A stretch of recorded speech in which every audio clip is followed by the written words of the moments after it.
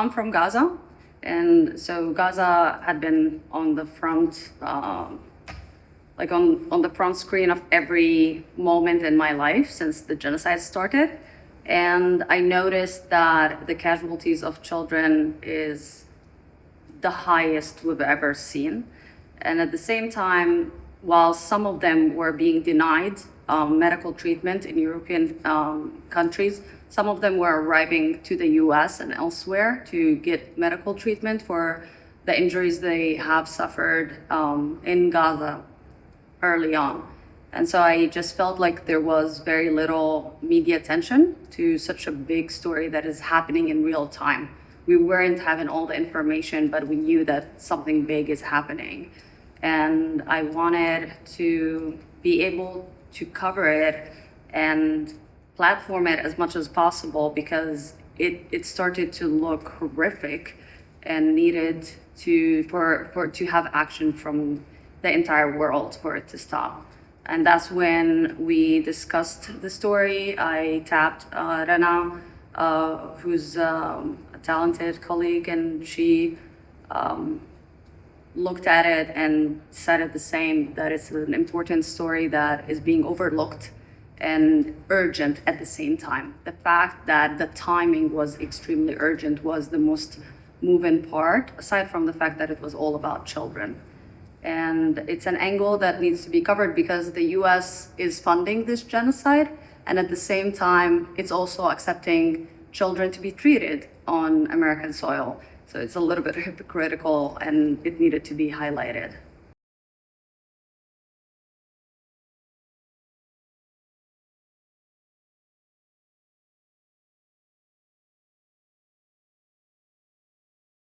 I think it's shameful. It's scandalous because it's on the path of fascism, really, what we're seeing.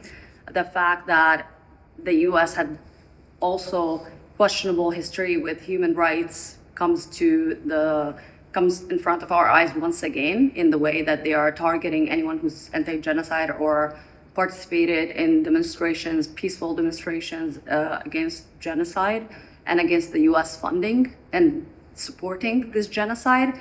The way that the US is derailing its relationships with a lot of the countries we're seeing today, the whole speech about Greenland and whatnot, just show us that it's not just the anti-genocide protests, it's the whole system is just collapsing.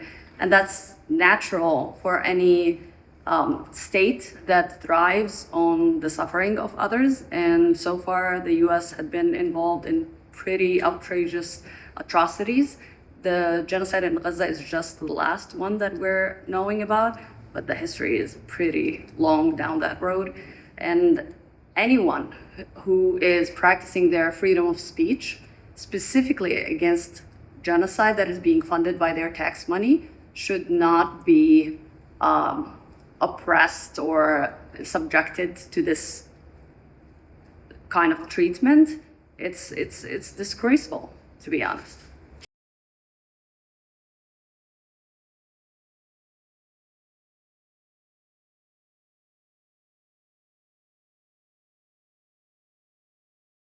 One thing that is interesting about President Trump is he says things out loud that perhaps past presidents would not, but would still follow the same, it would still be on the same path. It was clear that there was ethnic cleansing of Gaza going on during the Biden administration. You don't just destroy 90% of a place without that being the end game, because people can't live in a place that is 90% destroyed. It's functionally de facto going to be ethnic cleansing because people simply can't survive or live in the place where they previously lived or survived. Trump is saying the quiet part out loud, and that has always been how he operates. So it's not that there was a change in policy in what's happening on the ground. The bombs that are being dropped under Biden are the bombs that are being dropped under Trump. I think he is just, like I said, being much more overt about what the end game is. But the end game was going to be the end game under Biden or Trump, it seems, because the path Israel has forged here hasn't changed from October 2023 to now. So I think we're functionally seeing the same thing. I think that we just have a president who is much more direct because he doesn't really abide by certain conventions.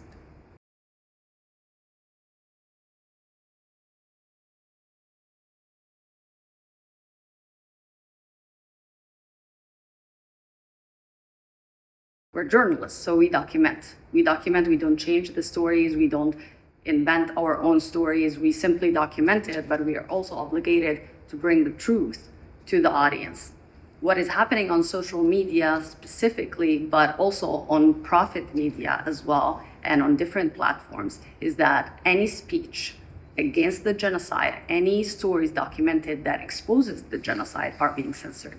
And you only see it when it comes to Palestine or similar areas that the US foreign policy does not support.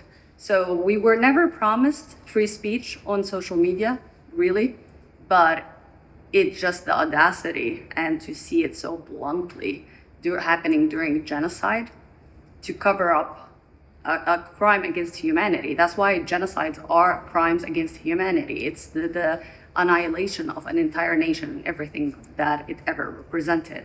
And it's a risk for the entire world. So the fact that we already lost free speech is alarming for every single nation around the world. Because if we don't identify what the facts are, if we can't agree on the facts, our job as journalists is getting 10 times harder, if not more, by the fact that we cannot even state the facts without it being challenged with just assumptions. So we work so hard to provide the proof of everything that we document, the sources, the numbers. We do these interviews in hope that the public will react to any atrocities that are being committed. And we're not ourselves are the ones who are taking action, but it's the information and the presence of that information and the ability for the public to reach these stories and the documentation that we do. When there is a barrier between our documentation and the documentation of journalists in Gaza, for an example, who are on the ground, and the journalists who are in the West Bank and the 48 land, and then we find that it's being censored or taken off completely of places like social media, that's where the real danger lies.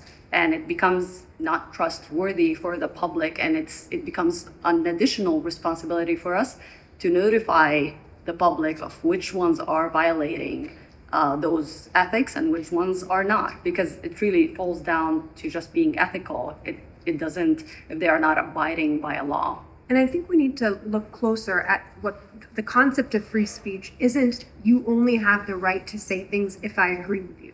The concept of free speech, and it's been upheld again and again by the US Supreme Court, is that you have a right to have your opinions, no matter what they are, as long as they do not endanger other people or put people in direct harm.